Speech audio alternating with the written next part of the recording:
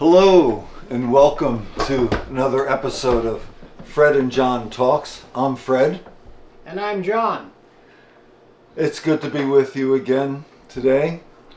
We are so excited and full of joy and generating ideas for more and more videos. Today we're going to do what we're calling an introduction to our life journey of faith, our faith journeys, if you will. You certainly can't combine, I'm bad at math, 147 years, because he's 80 and I'm 67. Oh, you gave it away. Yeah, I gave it away. Can't combine 147 years of walking with God in just a couple of videos. And I wouldn't want to. I want to talk about God, without hesitation, without shame, without embarrassment, witness to our faith. For those of you who are believers, we'll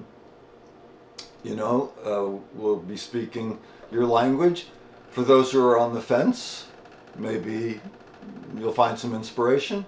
And for those of you who have no such beliefs, we're not sitting in judgment of anyone, but we want to share. And today, I'm going to hand it over to John to talk about his faith journey in an introductory fashion. Thank you, Fred. Well, some of you may know from watching other videos that I'm a Kansas boy.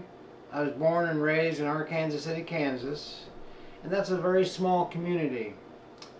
And I think what I remember very early on about faith was that it was about family and church. It was pretty much expected to go to church and go to Sunday school. And even when I was in my early youth, before teen years, I would wear a white shirt, clean clothes, maybe suspenders to hold pants up, and a tie. It was not uncommon to wear a tie. And I was always kind of spruced up. And I liked that feeling that at least once a week there was something special I was going to, and you spruce up to hear the word or to go to Sunday school. It was an event, and I always looked forward to it. Was it even more serious on Easter and Christmas? Oh, yes. Yeah. Yes. Maybe a coat then. Yeah. In addition to that, my sister, who was older than I was at the time, and God rest her soul, she's since died, but I learned from her that there was more going on with youth groups and kids who got together and had campfires and roasted marshmallows and hot dogs, and the minister would go on trips with youth groups. And I began to see that this could be like a lifelong or a friendship that developed with a group of people and kids my own age, and some of which were a little older. And it also made me realize, as I grew up in Arkansas City, that some groups would have socials and have dances, and so it was really an outing. Religion was sort of an outing at that time, week to week. Of course, being Methodist, Fred, everything revolves around food. That's what brings everybody there is the covered dish. You've been around Catholics? They don't eat. No, they eat a lot. Like table after table after table of food. That's another memory I have of just the feeling of plenty and goodness. And of course, did you see my shirt when I came in? Yes, I did. It says Love pickleball. Yeah, well, this is more about love of the soul, but yeah, it's about love. And you know, religion for me and faith is really an awful lot about love. Loving your Lord and Savior, loving yourself, loving others, giving to others. So love is a very big word. So as I became a teen, my parents moved to California. And so the world of faith is a lot different in California than it is in Kansas. I think just about everything is different in California. No offense to any Californians who are watching. Absolutely. But there was no more of this wearing white shirts and dressing up. It would have been all casual and jeans. Uh, some Sundays, special Sundays, Christmas and Easter, etc., you would wear maybe a sport coat, but it was much more casual. If I may throw in, I've lived in one southern state, and I visited another southern state, one in the east and one in the west.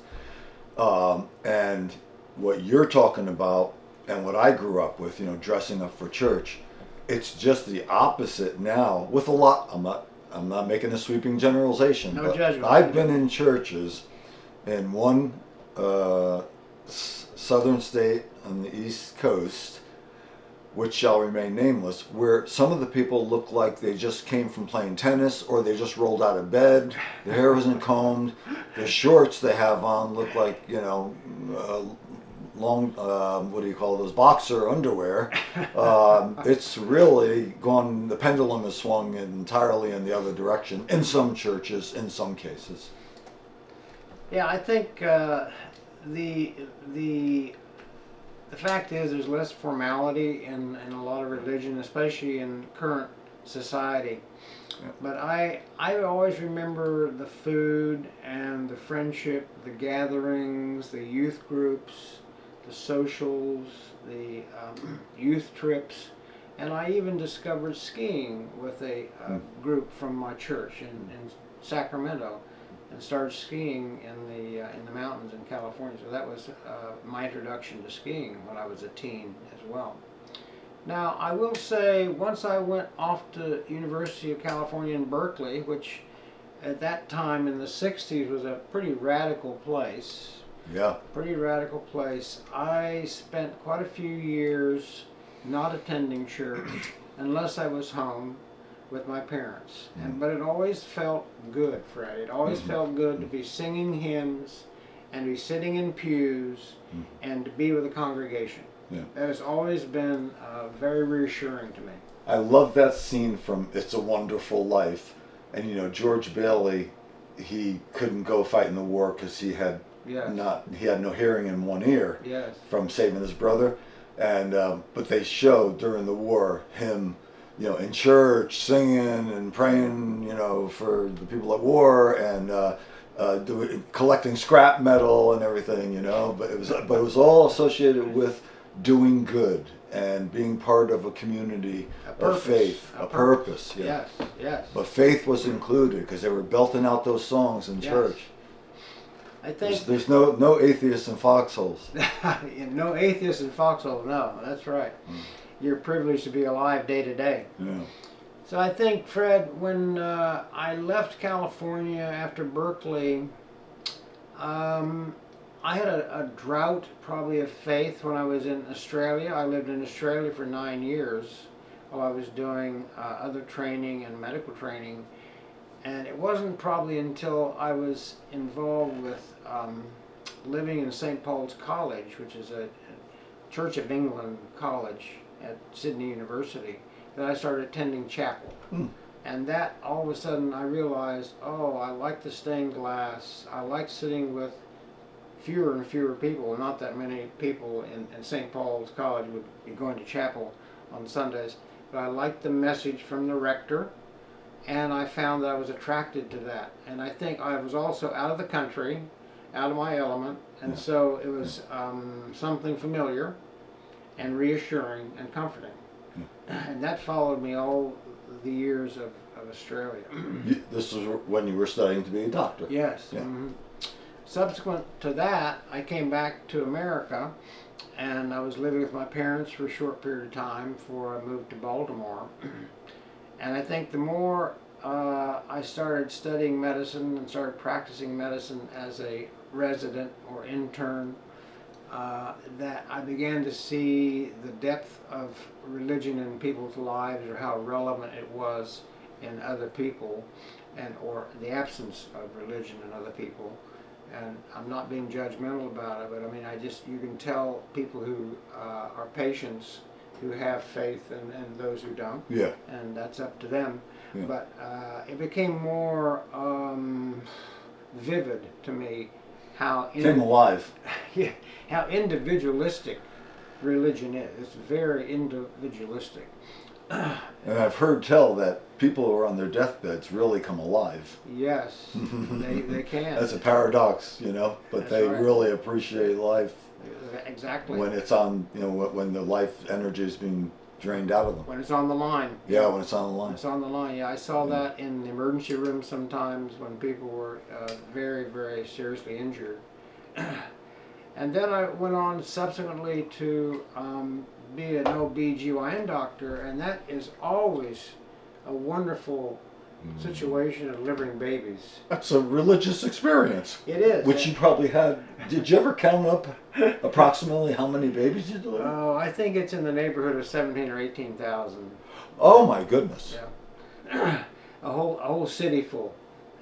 But those individual experiences of delivering babies, I never knew.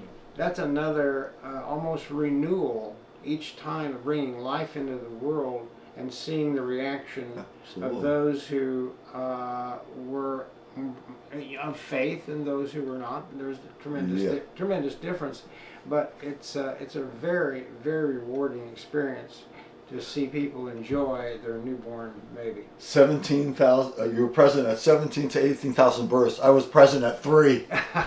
We're very different in this area. My 3 kids.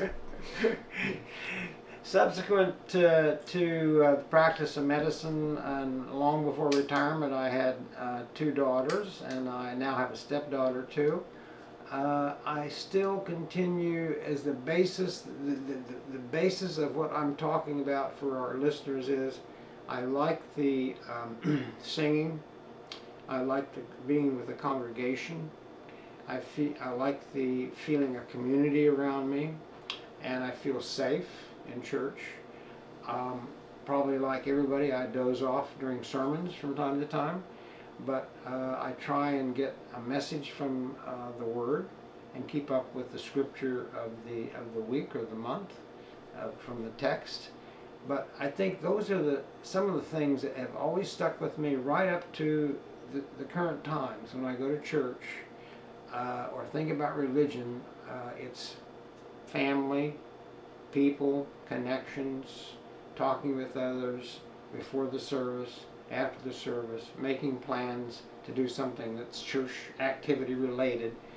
And that's probably the core of what I would say about my faith and what it means to me, is the love and the sharing with others who have a similar belief and feeling.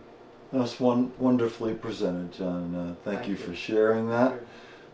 Thank you for listening. If you enjoyed what you heard, please click on like and subscribe and share, and for that we would be very grateful. I will tell my introductory story in a separate video. Okay. So that's a wrap. That's a wrap.